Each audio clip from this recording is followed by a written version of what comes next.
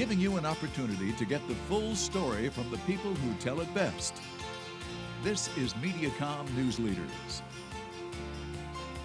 Hello, everyone, and welcome to Mediacom News Leaders. Thanks for tuning in. I'm Carol Kelly. Joining us today, Police Chief of the City of Waterloo. We've got Chief Dan Trelka. Welcome, Chief. Thanks, Carol. Good to see you again. It's great to see you. You've been here now in the Waterloo area, or at least Chief of Police for 9 years now. 9 Is that years. true? Yeah, I just hit my 9-year anniversary about 2 weeks ago. So tell us about that. How what have you seen lately, or how have the last 9 years been for you? Well, it's been exciting because I came here from Sturgeon Bay, Wisconsin, which was a tourist community with absolutely no crime. And I came here because I wanted to be challenged. And Waterloo has challenged me, but I love it. It's a great community. It's grown on me.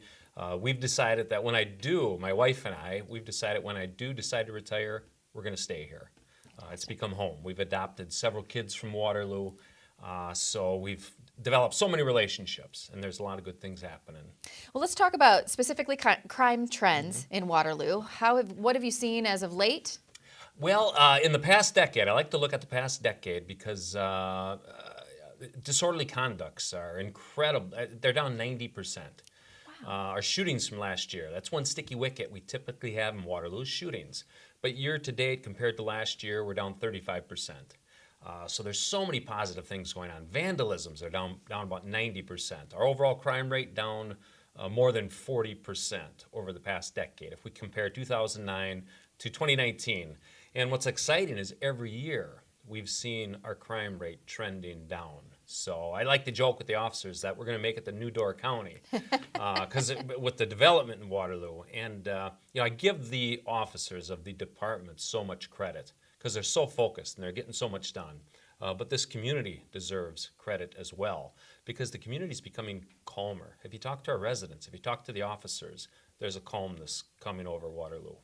You attribute it some to the department people, of course, absolutely. but can you talk to me about that? We've gotten more specific in our focus. I like to say we need to keep the worst of the worst in our community. We need to hold them accountable. If they engage, and the worst of the worst is somebody who engages in a shooting. They're shooting up a house or they're shooting up a car. We need to catch them and hold them accountable to the letter of the law.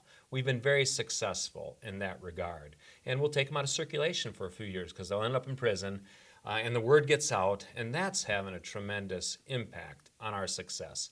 Yes, we still are having incidents that are generating news, but that's not occurring as frequently as it was a decade ago. Can you talk to us about the challenges that are ahead for the department here in Waterloo? Fine-tuning and refining, holding the worst of the worst accountable. We're actually digging deeper now, where we're in the process in collaboration with the schools and community members in identifying youth who have the potential to become violent gang members. And we're finding services and programs, mentorship programs for them to be involved in so they don't fall into that cycle of violence. Because what's sad is when we see a child whose father, grandfather have all been involved in that cycle of violence and have gone to prison, and that's sad. And shame on us as a society if we allowed it to happen. So we're digging deeper, and we're taking that next step to make it better. Let's talk about Black Hawk County as a whole. Yes. You are a member of the Black Hawk County Board of Supervisors. Tell us about that. Yeah, and when I ran, I told the community, I told the voters that if it gets to be too much, I will retire from the police department. But it hasn't been too much. My days are longer. My lunch hours, before I was a county board supervisor, I would take an hour lunch and relax. Now my lunch breaks are 15 minutes and I have lunch over at the courthouse. I'll have 10, 12-hour days, but I'm enjoying it. And we're making a difference. And I don't know when I'm going to retire from the city. I'm enjoying it. I have goals yet that I want to achieve at the city. But there's also goals that I've established at the county in regard to economic development in our county and collaborations for the benefit of the county and our residents. And for the county, again, challenges really briefly that you have? Our reserves are too large. Our reserves funds are too large. We need to figure out a way how to, with prudence, spend them down. If there is any questions, how can someone get a hold of you? They can call me at 319-291-4340.